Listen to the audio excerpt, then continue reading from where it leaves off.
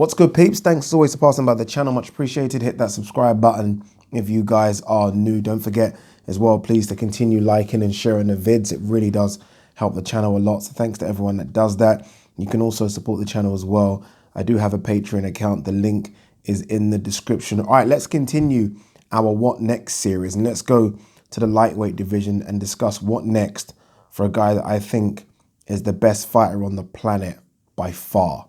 I know Canelo is the pound for pound king, and we're not going to get into an argument about who is or should be pound for pound, but I think Vasyl Lomachenko is head and shoulders above all the fighters right now, all of them, including Terence Crawford, including Inoue, Usyk, including Spence, Canelo.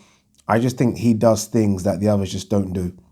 And that's it, really. They're all very, very good fighters, let's be honest. I mean, they're all world champions, multi-weight world champions, but he does stuff that I just mesmerize me. He does things that mesmerize me. You know, when you kind of, I do this with football where someone does a bit of skill in football and I rewind it a few times to see how they did that. He does things in the boxing ring where I kind of have to rewind it to see what he did there.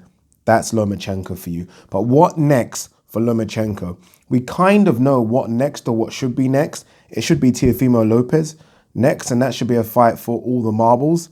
I know some people will say it's not an undisputed, but for me, it is an undisputed. I mean, that argument comes from the fact that Devin Haney has the WBC belt and Loma's now been elevated to franchise champion. I get that.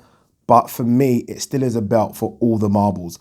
I'm almost, and I don't mean to be disrespectful to Teofimo here, but I'm almost looking past that because I expect Loma to get the job done against Teofimo. I think Teofimo is a great fighter. We saw what he did against Richard Comey. He shocked me with that power.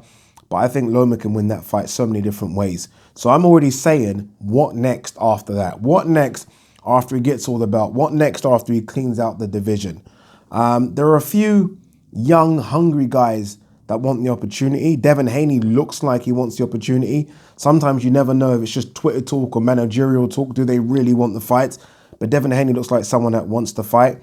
Gervonta Davis, at the time of me filming this, has just failed to make weight against Gamboa.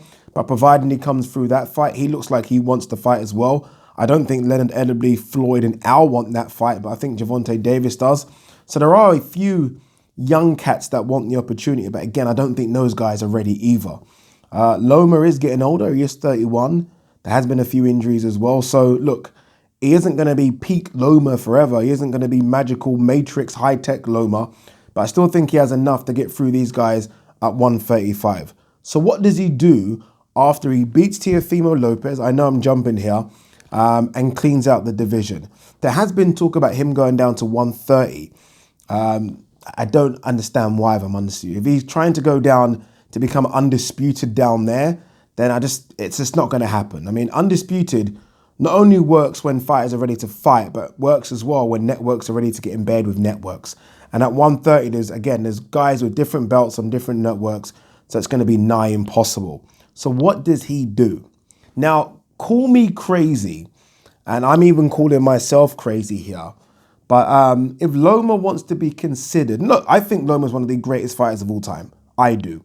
But I know some people are going to go through that record and say, yeah, but this, but that. They already do it already. If Loma wants to be considered an all-time great, bear with me here, he might have to go 140. Now, I think he's clearly undersized already at 135. I do. But I do think a lot of those guys at 135 can go to 140 anyway. I mean, he's going to be undersized against Teofimo Lopez. Teofimo Lopez right now can go to 140 pounds and just be a normal sized guy. So can Luke Campbell, so can Pedraza, so can Linares. In fact, Linares is already there, and there's a lot of talk about Luke going there as well. So I think he's fighting guys that are already 140 pound fighters anyway. So I'm looking at the 140 division, and there's obviously two guys with the belts. There's Ramirez and there's Josh Taylor. I would love to see Loma roll the dice against any of those guys. I mean, again, for me, he is a great fighter. I think he's one of the greatest fighters I've ever seen. And for me, one of the greatest fighters of all time, especially when you add his amateur record to his pro record. It's just fucking ridiculous. But, I mean, to shut up the haters and the critics, what if Loma went to 140 and took on a Ramirez? I mean, is that nigh impossible? I mean, is it? I don't think anything this guy can do is impossible. I really don't. If Loma said to me, or not said to me, if Loma announced that after this he's going to 140 and fighting Ramirez, I say Ramirez, I think Ramirez is smaller than Josh Taylor a bit. I think Josh Taylor is almost far too big. Even though I've seen Josh Taylor and Luke Campbell spar, and there isn't much size difference between them, if I'm honest with you. So he isn't that much bigger than Luke, but he's still a bit bigger, whereas Ramirez is a bit shorter, a bit stockier. Can Loma compete with Ramirez? Can he? I mean, he's a small guy. We've seen the pictures. He's a small guy. Can he compete with Ramirez? And if he did and beat him, I mean, do you know what I mean? Again, I get excited here. I'm getting way too excited. But look at the options. Again, 135, you beat Teofimo Lopez. That's it. You've done. You've ticked all the boxes in that division. Do you go back down to 130 where you've already won titles? Or do you go that way?